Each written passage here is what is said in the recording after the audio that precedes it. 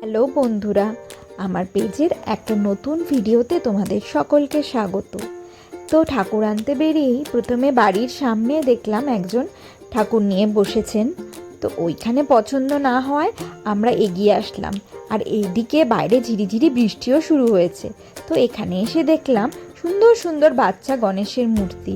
তাদের কারোর হাতে রয়েছে ফিডিং বোতল, কারোর হাতে রয়েছে খেলার বল বা অন্য কোনো খেলনা।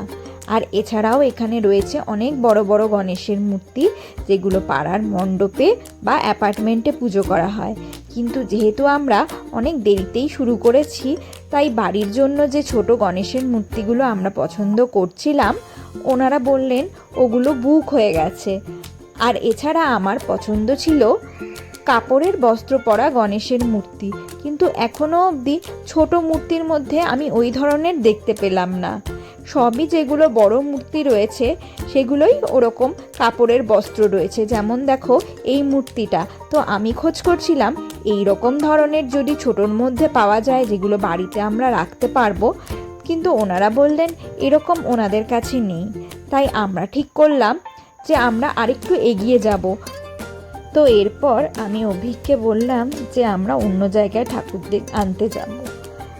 আমি আমার নেবারের কাছে শুনেছি যে ও যেখান থেকে ঠাকুর নিয়েছে ওখানে খুব সুন্দর সুন্দর মুম্বাই স্টাইলের গণেশ আছে। তোমরা সকলেই জানো যে মুম্বাইতে খুব বড় করে গণেশ পুজো হয়, ওখানে এটা গ্র্যান্ড ফেস্টিভ্যাল। তো আমি ওর কথা শুনে চলে আসলাম ঠাকুর আনতে এই জায়গাটায়। তো এখানে এসে দেখলাম দারুণ দারুণ চোখ ধাঁধানো গণেশের মূর্তি রয়েছে। অনেক বড় বড় মূর্তি, অনেক উচ্চতা, যেমন প্যান্ডেলে রাখা হয়। এই দেখো, তো এখানে সবাই আজকে রাত্রেই নিয়ে যাচ্ছে প্যান্ডেলের জন্য যে বড় গণেশগুলো হয়, আর অনেকেই বুকিং করে রেখে দিয়েছেন। তো আমি এখানে এসে 95% দেখলাম যেগুলো রাখা রয়েছে ঠাকুরগুলো সবই অলরেডি বুকড। তো আমি অনেকগুলোই পছন্দ করলাম, কিন্তু ওনারা বলছেন যে না, ওগুলো অলরেডি বুকড রয়েছে। তো এখান থেকেও আমি নিরাশ হয়ে ফিরে গেলাম। এইদিকে ঘড়ির কাঁটায় কিন্তু 11টা বাজে। তো আমাদের হাতে কিন্তু আর বেশি সময় নেই, কারণ আমাদের পরের দিনের জন্য পুজো জোগাড়ও করতে হবে। তাই আমরা ফিরে আসলাম প্রথমে যেখানে আমরা দেখেছিলাম। তো ওইখান থেকেই ঠাকুর আমরা নিয়ে নিলাম, আর তারপরে আমি আর অভিক বাড়ির দিকে রওনা হলাম। এইদিকে আমার মেয়ের অম্বিকা, ও কিন্তু বারে বারেই আমাদের ফোন করে জিজ্ঞাসা করছে যে তোমরা কখন আসবে কখন আসবে।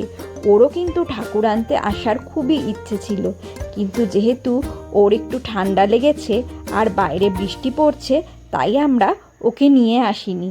আমরা বাড়িতে ফোন করে জানিয়ে দিলাম যে আমাদের ঠাকুর নেওয়া হয়ে গেছে, আর আমরা আর 5 মিনিটের মধ্যেই বাড়ি ফিরবো।